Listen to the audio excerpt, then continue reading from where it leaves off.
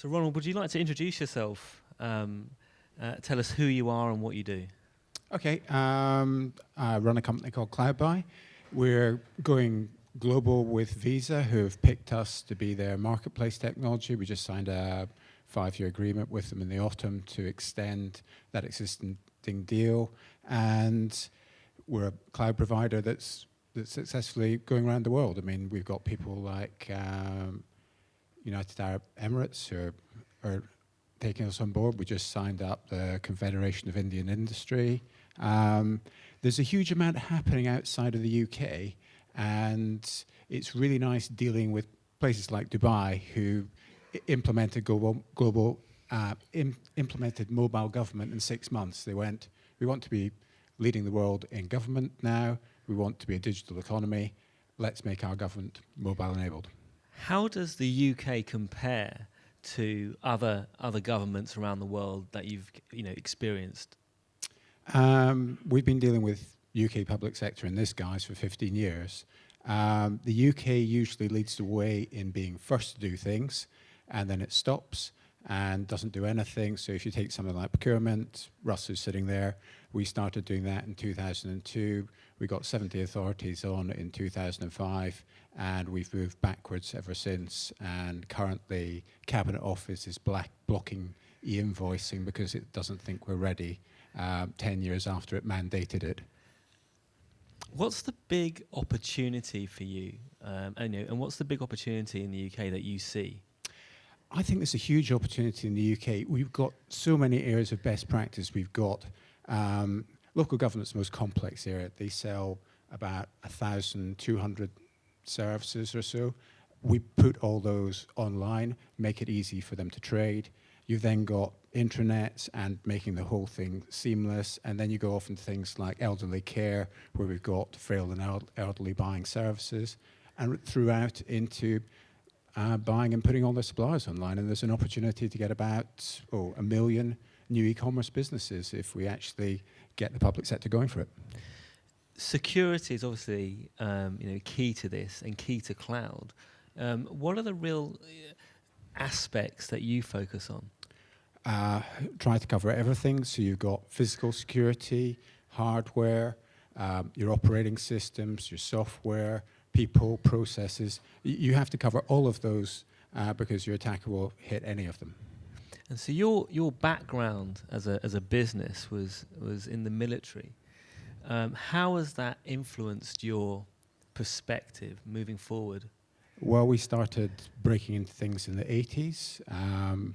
By 99, we'd just written the Atomic Weapons Establishment's Financial Management Information System, so we had some stuff that we were dealing with that were secret. And so we could lose half of our business when we connected to the internet if we allowed ourselves to get hacked. So we did a lot of work on risk assessment, penetration testing, and everything else to try and minimize that risk.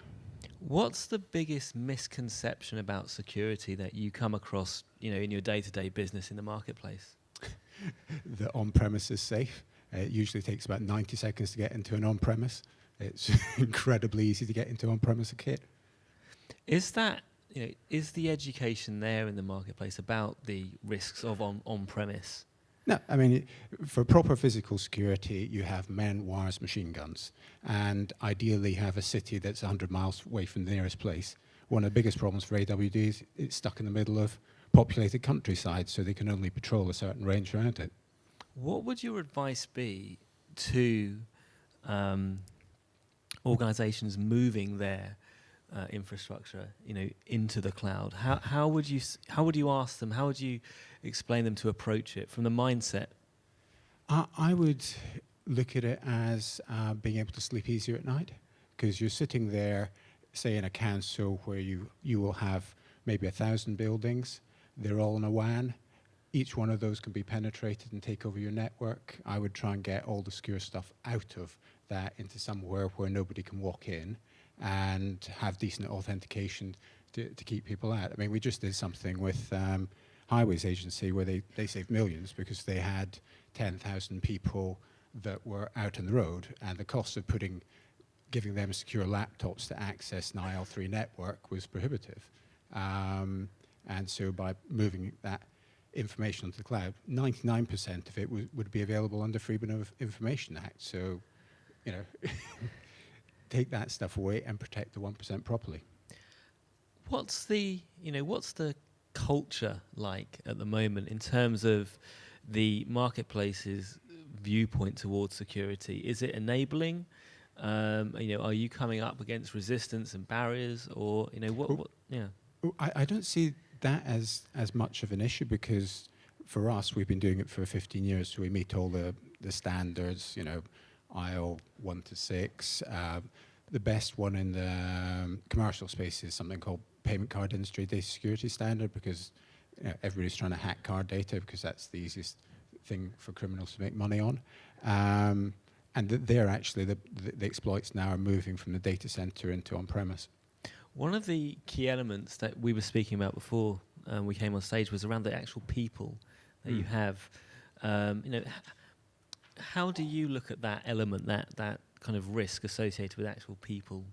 It's much easier if you can get them DV vetted. That makes it a lot easier, because you've got someone proper doing the vetting. Other than that, you then go into, even if you got them fully vetted, you've still got to make sure that you've got the processes in place so that you have the correct separation of duties. And the thing with processes, if they're people-based processes, they'll break. So you actually have to have automated processes which can't be changed. So you protect yourself that way. What's the, if there was one misconception, that's out there about this transformation, what would it be, and how would you tackle it? I think the main thing is, in the UK, what we see is you'll usually have 9 people that are for a project and one person that's saying it won't work because it won't turn the printer on and all that sort of stuff. And you need to actually be able to go and say, right, it is possible. Other people have done it. And what we usually find in the UK is you need to get 3 or 4 people doing it, and then everyone else follows along. And there's always that delay and lag. And then there's the inertia where the other group just never do it. And so it's that, just go for it. It's usually safer to do things than to do nothing. Where are we now, do you think, in this transformation, and where do you think we're headed? We're at the start of the cloud. It's moving a long way. Places like India, it's now all on mobile. There's a huge range of stuff happening, and there's going to be 2 sides. Security, I mean, your classic mobile is just a nightmare. It's got lots of apps pre-installed in it that are flaky, dodgy, have far too many rights, and are just quite plain scary. The other side of it is that it does enable everything we do. Most people are now completely used to using mapping software. We all use SatNav. We all shop online. When we started off, we had Russ having to persuade the Plymouth Brethren that it was not evil to use the internet. He failed. You mentioned mobile. Gartner calls that one of the nexus of forces that are attacking organizations. How prepared do you think are these authorities in terms of being aware of mobile, having their teams be able to kind of access these services via mobile? Well, you're in that bring your own device, so actually you have to treat everybody in the organization as a consumer and protect yourself against them. And if you do that, you can actually make significant savings, but and actually open things up. But the main thing in security is proper segmentation of your data. So you quite often see people that are going off and trying to secure the entire infrastructure, and you look at the entire infrastructure and you go, well, you're mad, and you've just made it really easy to get into your sensitive data. You should have proper security for proper stuff. How much scaremongering is there, out there, and does that make everybody's job that much harder?